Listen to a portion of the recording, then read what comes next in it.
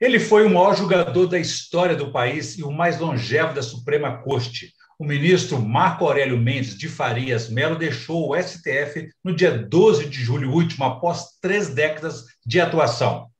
Como foi essa experiência e como avalia o Supremo de hoje com aquele que ele ingressou há 31 anos? Esses são os principais temas de hoje do Pensamento Jurídico, uma produção da Associação dos Magistrados Mineiros, a AMAGES. E é com muito prazer que eu recebo aqui hoje, pela segunda vez, o ministro Marco Aurélio, a quem agradeço por ter aceitado o nosso convite. Seja bem-vindo, ministro, e parabéns pelo conjunto da obra. Pois é, uma satisfação muito grande voltar a falar aos magistrados mineiros, principalmente, e nesse contato, nessa interação com você, a Orion Teixeira, que já conheço, né, de outras fases. Né? Muito bem. Bom, e a você que nos acompanha, inscreva-se no canal da AMAGES no YouTube e envie suas sugestões e comentários que serão muito bem recebidos. Muito bem, ministro. Foram 31 anos como membro da Suprema Corte. Infelizmente, o sistema é assim, o senhor vai ter que sair no auge do conhecimento, no auge da sua plena capacidade, perde o país, perde o Supremo, mas o senhor também tem o direito de viver outra vida, outras experiências. Né? O senhor pretende continuar no mundo do direito? Já tem ideia sobre o que fará daqui para frente? Não. As coisas na minha vida sempre aconteceram com uma naturalidade maior, né? Eu aguardo, claro, não vou me fossilizar a essa altura, principalmente com a experiência angariada, julgando em colegiado há 42 anos. Né? Não é brincadeira, eu penso que é um recorde. Em colegiado, juiz algum alcançou esse número de anos. E estarei aberto, se acionado em relação a parecer, para emitir parecer, mas não pretendo voltar ao período anterior a 1978, quando atuei na advocacia. Você tem fases na vida, e você disse muito bem, é hora de eu cuidar das minhas coisas. Gosto muito de ler e sempre li muito fora do direito, porque a formação humanística é importantíssima para quem decide conflitos de interesse, e há livros aguardando a minha leitura. Né? O que posso dizer é que me sinto um homem plenamente realizado. Eu busquei servir com espontaneidade, com pureza d'alma e personificando para minha honra o Estado julgador. Muito bem, eu só espero que o senhor não seja juiz de futebol, porque o senhor, como torcedor do Flamengo, não seria tão imparcial assim como foi na Suprema Corte, né? Ministro... Eu vou divergir, porque costumo citar o exemplo que houve na primeira turma, né? Quando nós julgamos um recurso extraordinário, se não me falha a memória, que envolvia um campeonato brasileiro, e o Flamengo estaria buscando o reconhecimento do título. E eu concluí meu voto como relator e bom flamenguista, mas, acima de tudo, juiz, concluí no sentido inverso ao que pretendia o Flamengo. E um dos colegas ainda me fez uma gracinha, porque votou a favor do Flamengo, escancarando, portanto, a minha posição um pouco delicada. Desculpa a brincadeira, mas, ministro, toda vez que se fala em aposentadoria, o que é um direito, um mérito, né? Mas também um desafio, principalmente porque a maioria não se prepara, nem as empresas, muito menos a administração pública, prepara o servidor. O senhor se preparou para essa nova fase? Não, eu percebi que a caminhada, em 2016, estava chegando ao fim, quando a compulsória era aos 70 anos, né? E estava prontíssimo para deixar a capa. Como estive agora, e digo a você, vou desencarnar. Realmente vou cuidar de outras coisas, ainda tenho muito entusiasmo, e o nosso sistema é um sistema errôneo, porque alcancei tempo para me aposentar e a viúva poderia estar pagando a 2, 3, com 53 anos de idade. Se permaneci porque o ofício de julgar, o ofício judicante, sempre me realizou muito.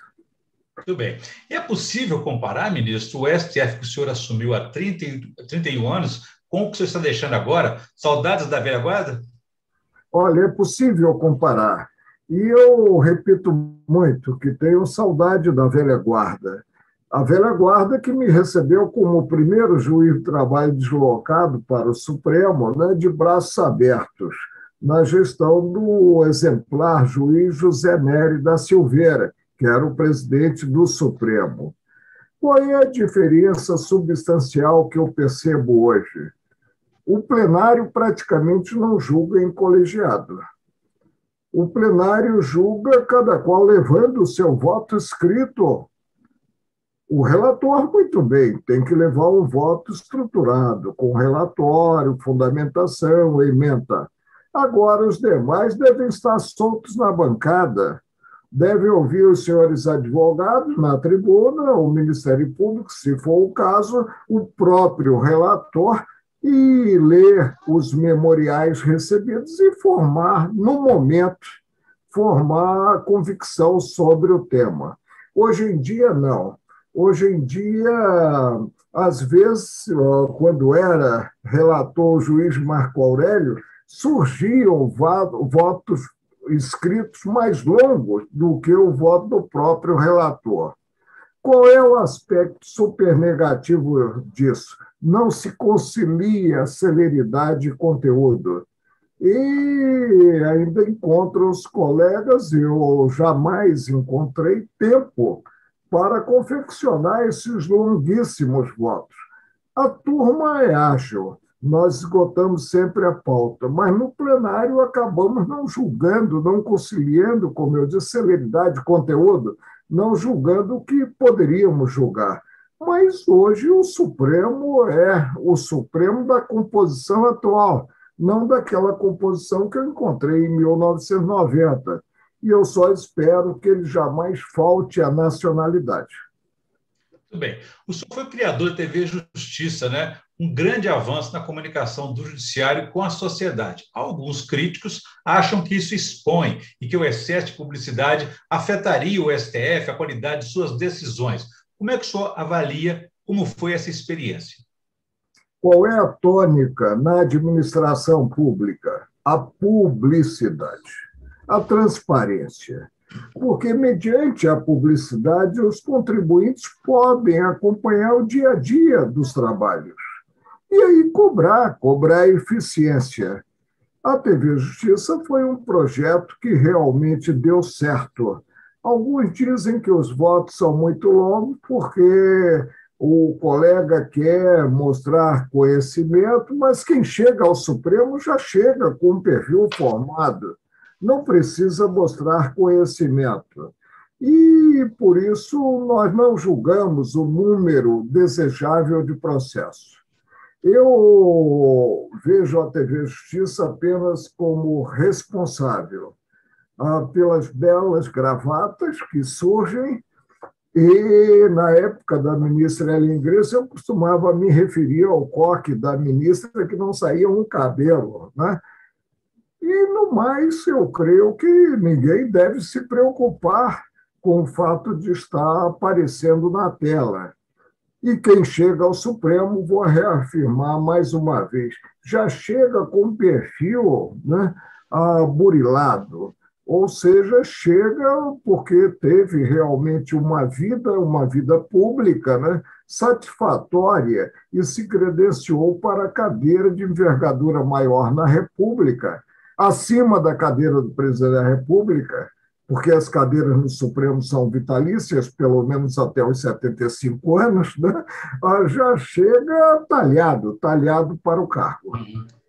E tal foi esse avanço dessa relação que houve um momento em que se dizia que o brasileiro não sabia dizer os nomes, nem escalar a seleção brasileira, mas sabia de cor os nomes dos 11 integrantes da Suprema Corte. Mas depois de um tempo, aí cresceram as críticas. Como é que o senhor avalia esses dois momentos? O que aconteceu para alterar essa popularidade? A sociedade compreende bem o trabalho da Suprema Corte hoje?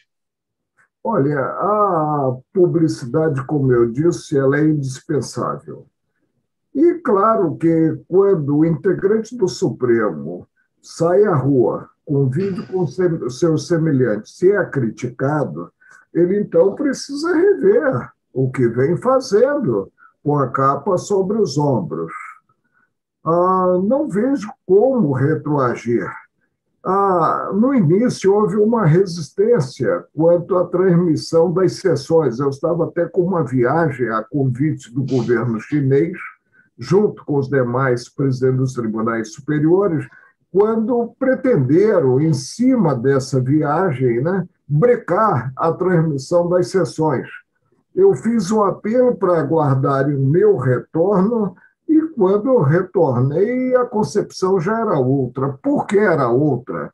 Porque a TV Justiça caiu no gosto da sociedade. A sociedade, já que o direito rege a vida social, ela acompanha, até mesmo os leigos, o dia a dia do judiciário. Isso é muito bom. Eu diria que a TV Justiça é uma TV cultural. E de alta aprovação, o STF passou a sofrer ataques. Isso traz ameaças como esse atual momento de tensão no país? A crítica, a crítica com um propósito lícito é sempre bem-vinda. Agora, a tentativa de desqualificar a instituição, essa é inimaginável. Nós tivemos realmente o extravasamento de alguns limites, mas pouco a pouco as coisas vão se ajustando. E, claro, nós ficamos na vitrine, e estando na vitrine, ficamos sujeitos ao estilingue, né? Paciência é o preço que se paga. Quando o julgador pode adotar uma visão que atende aos anseios sociais, ele é aplaudido. Mas, às vezes, ele tem que ser contramajoritário e aí reafirmar o direito, a concretude do direito. E não pode, evidentemente, ficar preocupado com a repercussão de seus atos. Nós não ocupamos cadeira, ou eu não ocupava anteriormente, voltada a relações públicas, né? O nosso dever maior é com a supremacia da lei, das leis do país, a Constituição Federal, que submete a todos indistintamente. Mas como é que o senhor avalia esse momento de tensão até institucional do país? Turbulências entre poderes, especialmente em relação ao STF. Há riscos aí para o país, ou faz parte, ou o Brasil precisa fechar para balanço, como o senhor sugeriu uma vez? Olha, os poderes são harmônicos e independentes. E cada qual tem a sua área de atuação delimitada na lei das leis, que é a Constituição Federal. O que se espera desse convívio? Se espera a urbanidade, como esperamos nos diversos segmentos da sociedade brasileira. É hora de temperança, é hora de compreensão, é hora de realmente preservar-se valores maiores da nacionalidade. Não cabe a exacerbação, não cabe a ofensa, muito menos gratuita. Ela deve ser afastada do cenário nacional. E avançarmos culturalmente. Nós realmente temos aí que o exemplo, ultimamente, não tem vindo bem de cima, né? Porque o presidente ele acaba gerando crises. Isso não é bom em termos de entendimento. O senhor já foi presidente do Tribunal Superior Eleitoral. Também vem do presidente uma polêmica sobre o voto impresso, colocando até em xeque a urna eletrônica. Isso é necessário ou é um debate desnecessário? É uma ironia. Eu indago mediante que sistema o dirigente maior do país foi eleito. Foi eleito mediante o sistema eletrônico.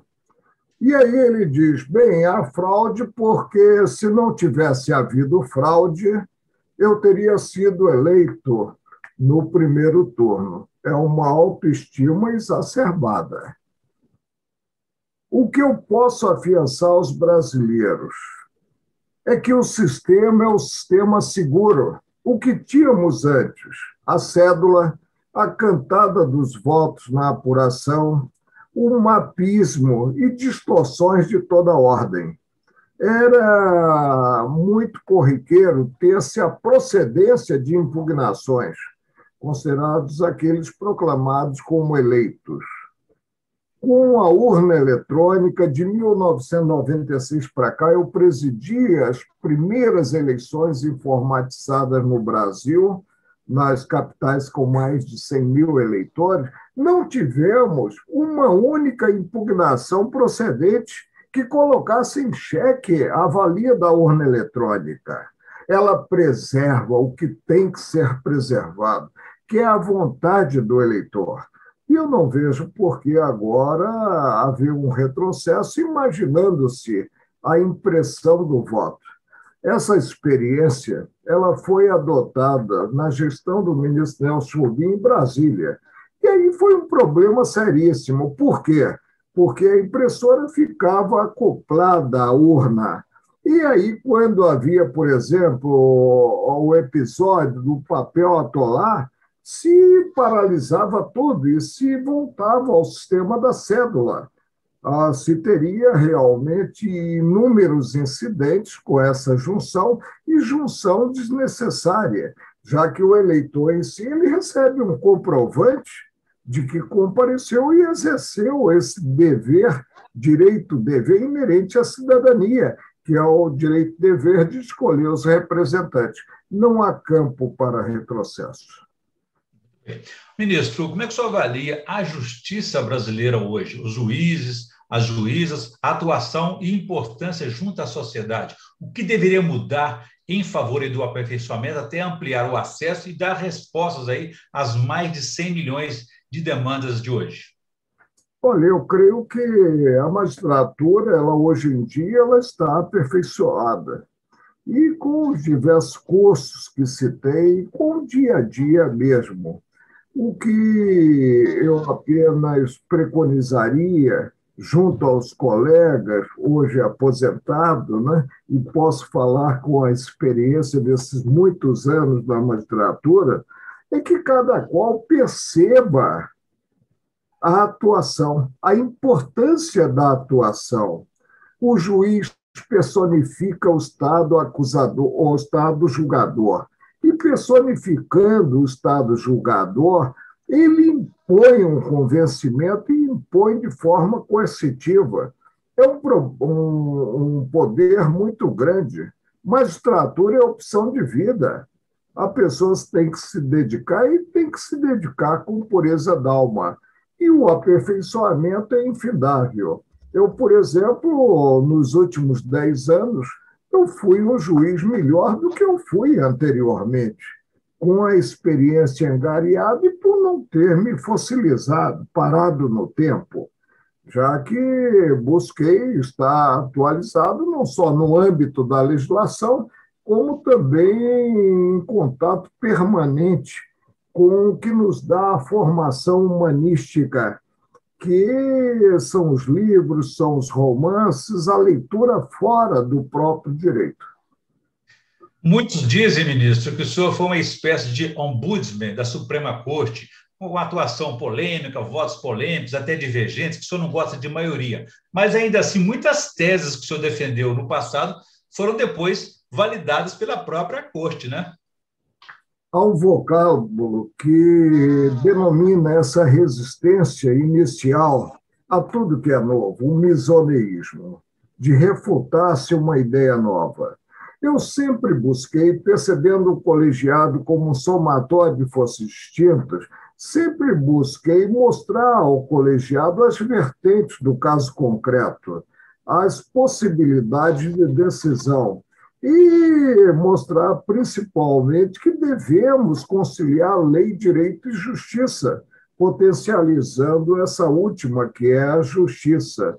E fui um atuante, né, que instigou o colegiado a refletir sobre as diversas matérias.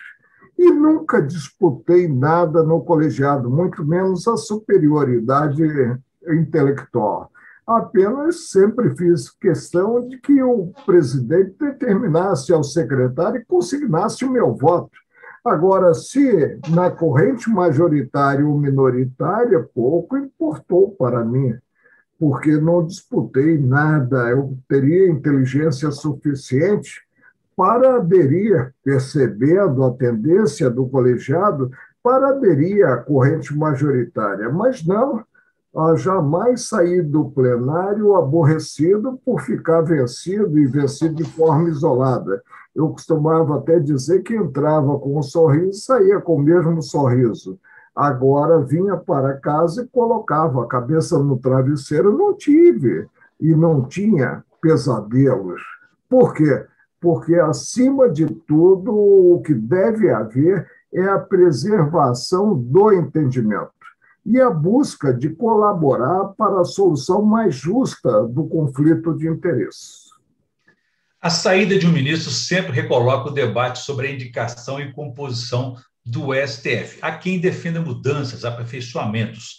Outro dia entrevistamos aqui a presidente da AMB, juíza Renata Gil, que ela considera que os magistrados de carreira são pouco aproveitados na Suprema Corte.